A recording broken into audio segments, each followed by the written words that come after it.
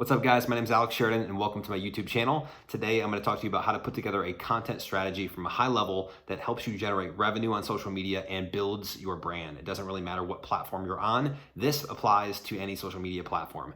So I get asked this question a lot. People run up to me, not run up to me because it's COVID, so they digitally run up to me in the DMs and they say, hey Alex, how do I put together a content strategy? What goes into a good content strategy that actually generates results for me and my business? How do I think about the creative in the first place? What should I talk about?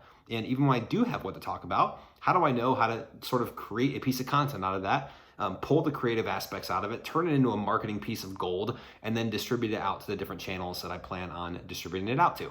So we're gonna cover all of that on this video. Before we start, please hit the subscribe button below so you do not miss the next video. We're gonna start with this. Everything in your content strategy has to start with number one, which is your brand identity. Who are you? What do you stand for? Even if it's a personal brand or if it's a company brand, you really have to understand the why behind what you're doing. What is the purpose? What is the mission? What is the vision? What does your company represent? Why are you different? Why are you unique? I think about myself and it's unleash the creative. It's unleashing your potential. It's helping people unlock that special gift they have inside of them so that they can speak to the world, so that they do have a voice, so that they can represent themselves and their company and help bring customers to them and build that unique brand. And if you don't have that, it's really tough to even start because you're sort of creating content, but you've got no foundation to sort of fall back on. I would suggest that you create a movement. Don't just say, hey, we're a company, we sell a product or service, we're gonna create some content. Think about, can you create a movement? Can you inspire people?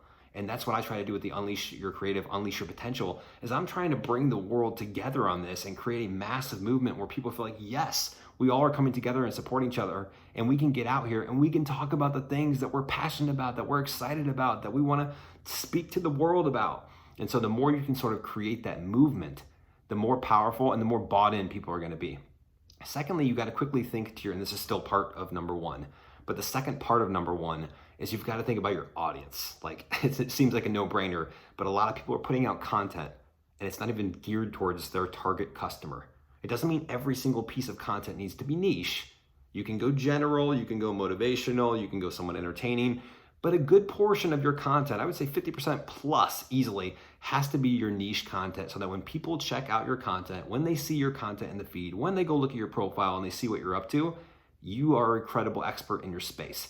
It's very, very important. So you need to think about who is your audience, what job titles do they have, where do they hang out, what platforms are they on, and what's important to them. What could you make that would bring them value?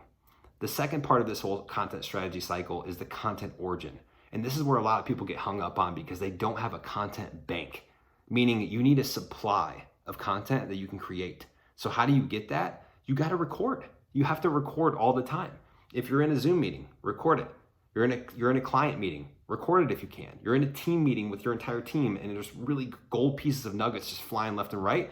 Record those conversations. If you're out walking around somewhere, record it. You're walking on your way to somewhere, record yourself. And so there's going to be all types of different opportunities to record. Even if it's text or picture, find moments, find times when you're going to write.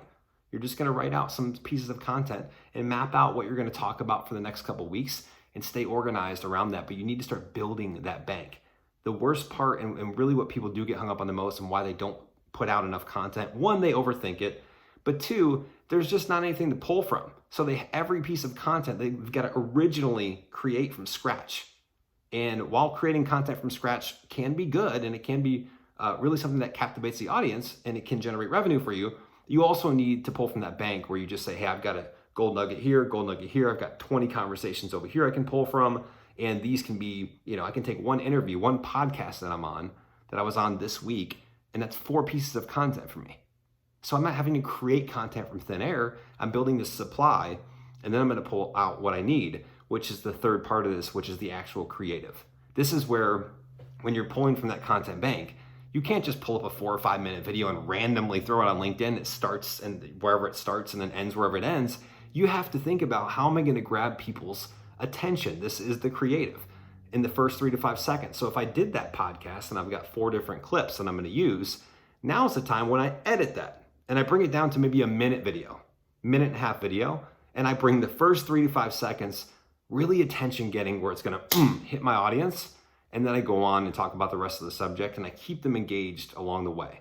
This is where I'm going to tell the start of a beginning of a engaging or captivating story, a hook to tell them, hey, this is what I'm going to talk about in the video to keep people engaged because they're interested, they want to learn, something entertaining that grabs me, a different location, anything that's going to draw me in.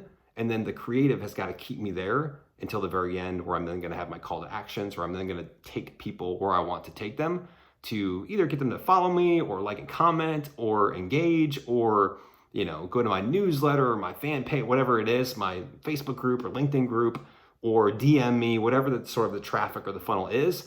That's all part of that creative. That creative has to get people there. And then number 4, I'm thinking about distribution. Well, how am I going to distribute these amongst the different platforms? The stuff that you put on LinkedIn is going to be completely different than the stuff that you put on a place like a TikTok.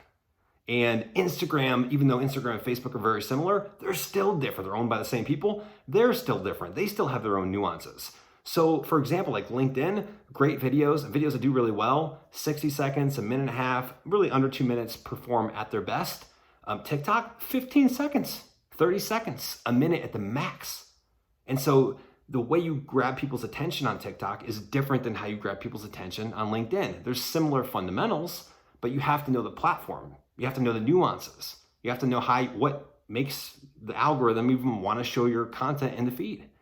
And so there's just different things that you need to consider before you start distributing out to these different platforms. But here's one example. I could make, for example, long form content on YouTube. I could take this clip right here, for example, or a podcast or an interview or a show that I did that I've got a ton of good gold nuggets from that I want to share with my audience.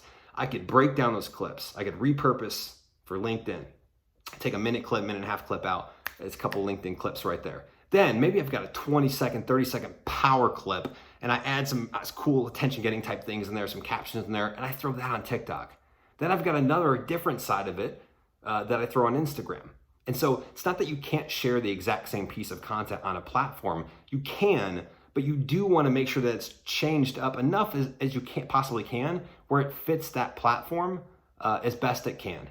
Again, you can throw it up if you throw up the exact same thing on LinkedIn as you did on Instagram, let's say.